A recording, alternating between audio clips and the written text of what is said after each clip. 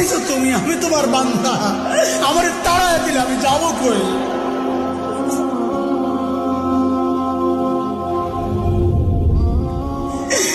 কই যাব? তুমি ছাড়া মাফ করবে কে বলো? কার কাছে যাওয়া ভিক্ষার হাত পাতবো বলো? কি দোয়া শিখাইয়া দিচ্ছেন নবী ভাই, কি দোয়া শিখাইয়া দিচ্ছেন। ওইভাবে মালিককে বলেন না একা একা,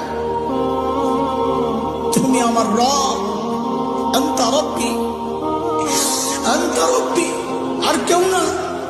পাপ করছি তো তোমারই করছি, নাফরমানি করছি তো তোমারই করছি, আর কারো করি নাই। বানাইছো তুমি, এখন আমি যাবো কই? করে ফেলছি, এখন যাবো কই বলো? কি সুন্দর কথা।